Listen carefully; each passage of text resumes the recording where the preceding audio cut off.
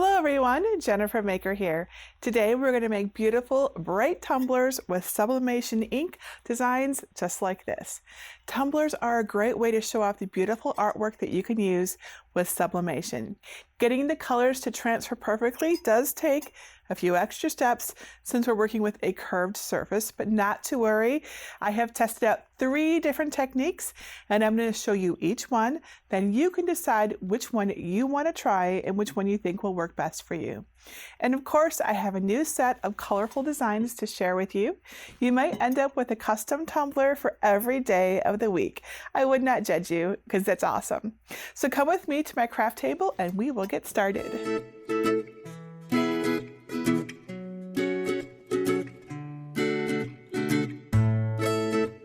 Now, right up front, I want to share something that's really important.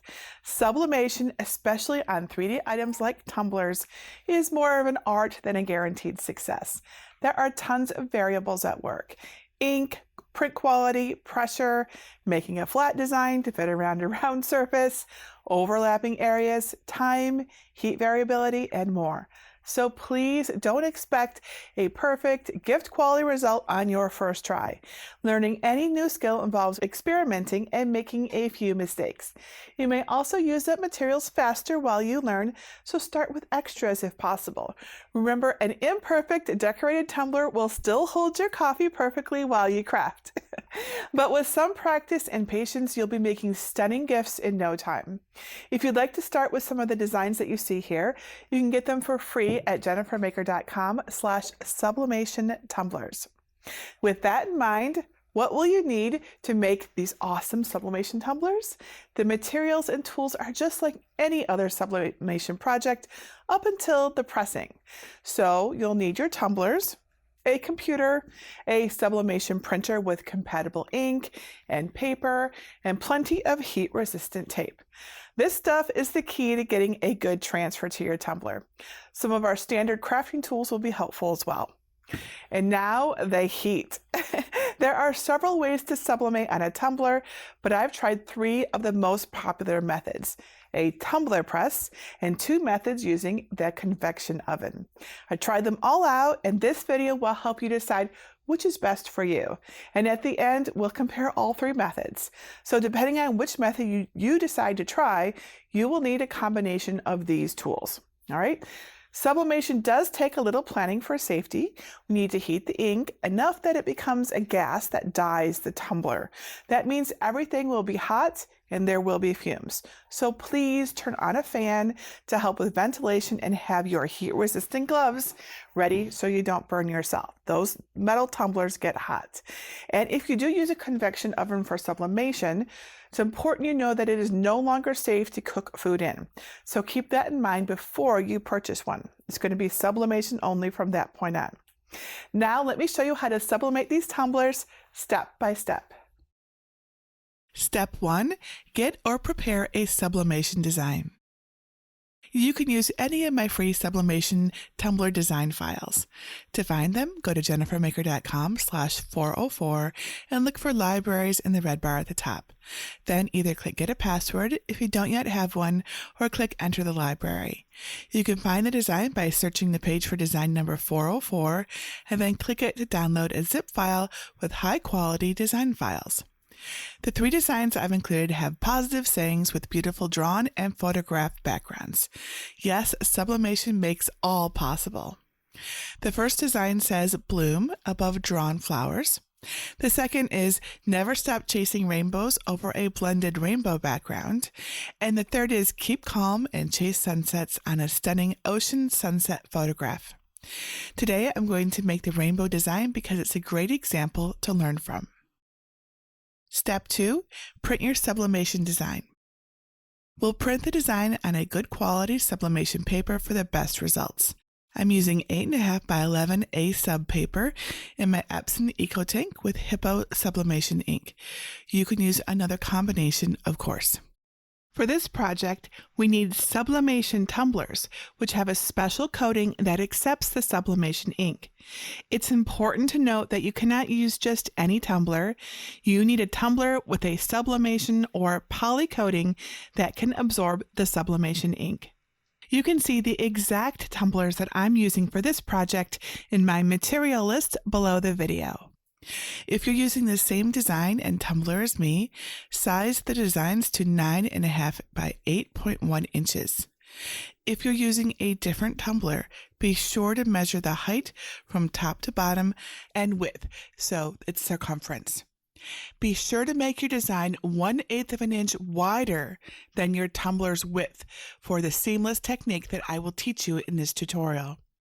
Once you have the measurements, you can find all of the super easy steps to adjust and print your designs on my blog at jennifermaker.com/sublimationprints.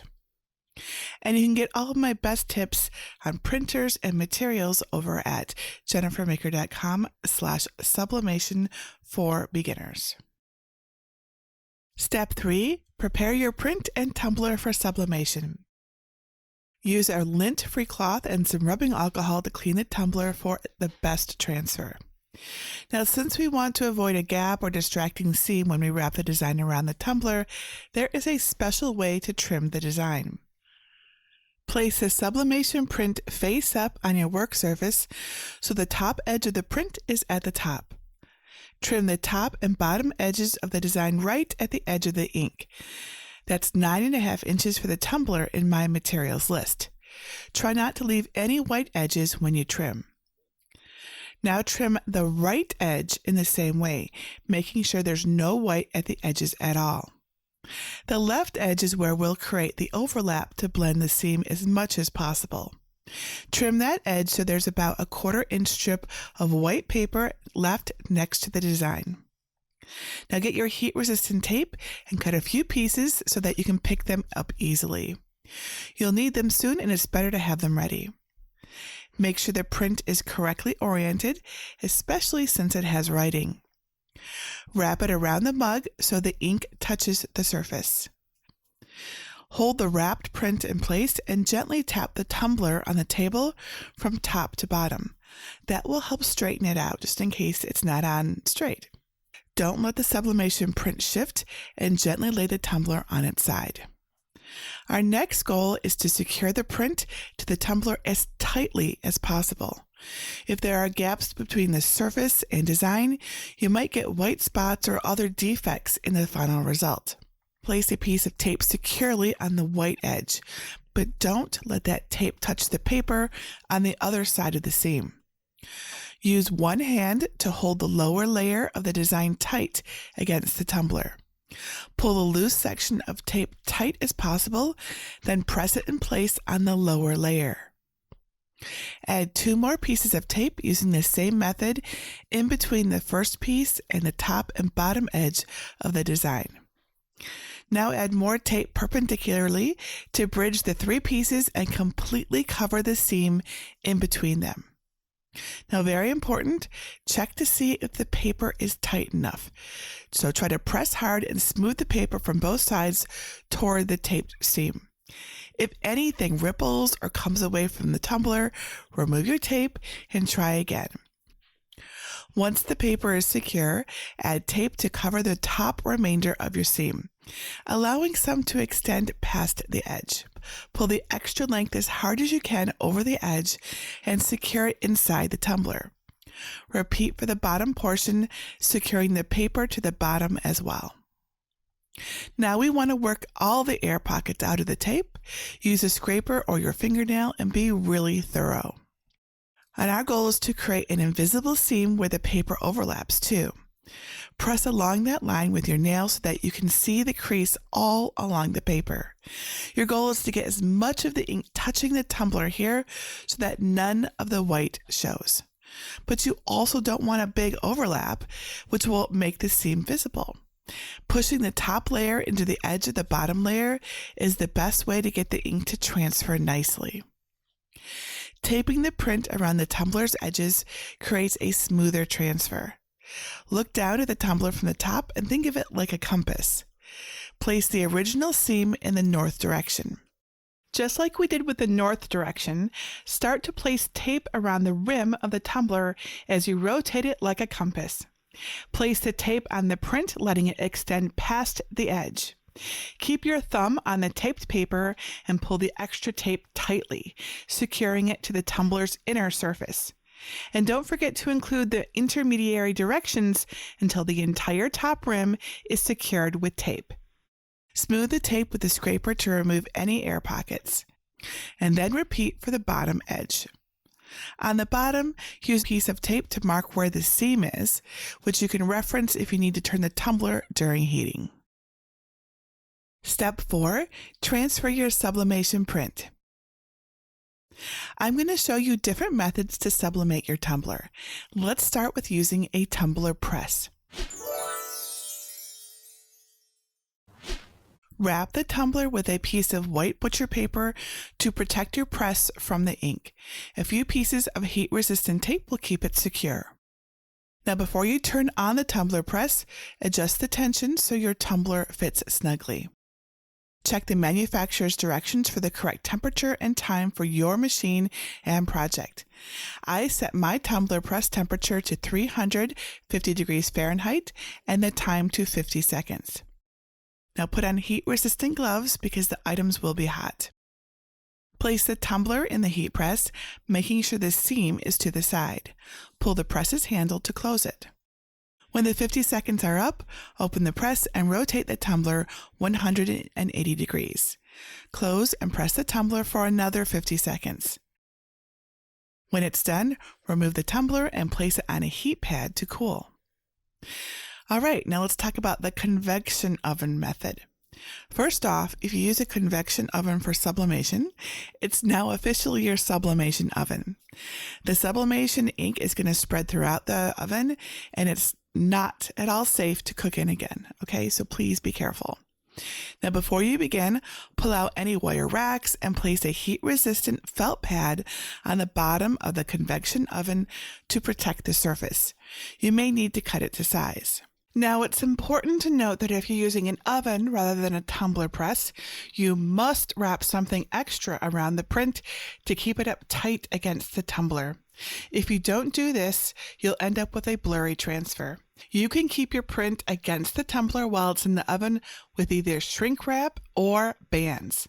So I'll first show you the shrink wrap method. All right, so let's talk about how you can use shrink wrap in an oven. So preheat the oven to 375 degrees. Some sublimation tumblers come with shrink wrap tubes, but not all do. If you need to order them separately, make sure it's the right size. Pull a shrink wrap tube over the tumbler. Put on your heat-resistant gloves. Use the heat gun to slowly heat the shrink wrap as it conforms to the tumbler. Make sure most wrinkles are clear, but don't make it too tight or it will pull apart in the oven. Place the tumbler in the center of the oven and heat it for 6 minutes. Some ovens create a better result if you rotate the tumbler 180 degrees halfway through the heating process with your heat-resistant gloves on, of course. Remove the tumbler from the oven after the time is up and let it cool.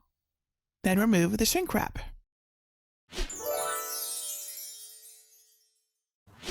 You can also use silicone bands in a convection oven instead of shrink wrap.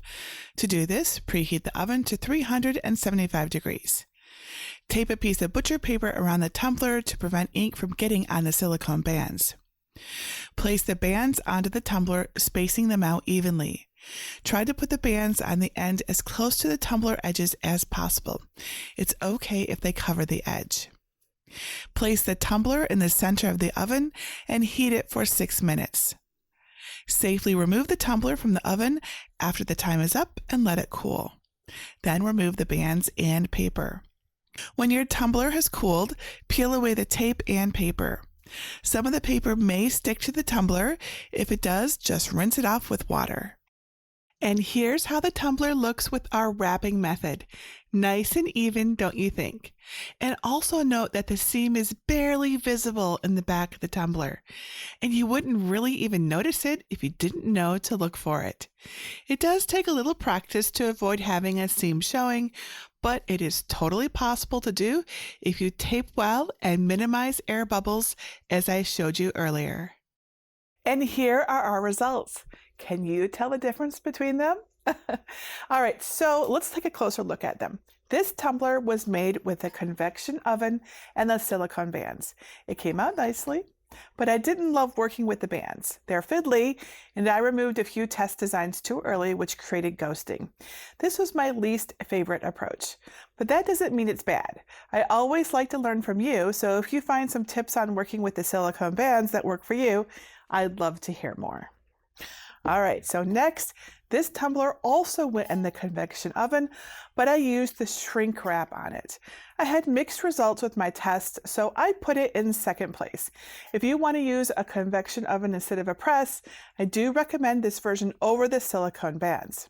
While my tutorial covers using the shrink wrap tubes in the oven according to their directions, I have seen other crafters take different approaches, so I tried those approaches too.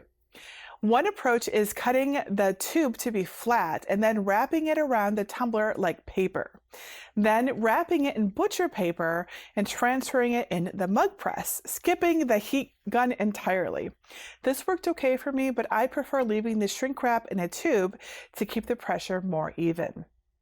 So then I tried another tumbler using an intact shrink wrap tube and the heat gun and then the mug press. Again, I got a nice result, but I was nervous about putting the shrink wrap in the mug press. I'll just be honest. Even with the butcher paper protecting the surface, right? You can understand that shrink wrap and a heat press, kind of weird. And that's why I found the straightforward tumbler press method to be my favorite. Yes, it might take some experimentation to get the pressure uniform, but I got the most consistent results with this approach. I like that it doesn't require the shrink wrap, the heat gun, or an entire appliance like the convection oven. The tumbler press does take up some space, but less, I would say. And if you want to make professional looking items with ease, I think the tumbler press is the way to go. And once you've made your beautiful tumblers, they last for ages with the right care. Just hand wash them with warm water and a gentle washcloth. Don't use anything too abrasive on the outside.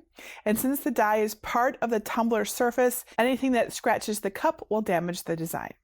Now, if you need help getting set up for sublimation, check out my Sublimation Startup mini course over at jennifermaker.com/sublimation startup. I walk you through choosing and setting up your printer with the right ink, show you in more detail all of the tools that you can use and the variety of things that you can sublimate onto, and then show you how to use software to print and press beautiful sublimation projects. You can sign up right now and learn at your own pace over at jennifermaker.com/sublimation startup.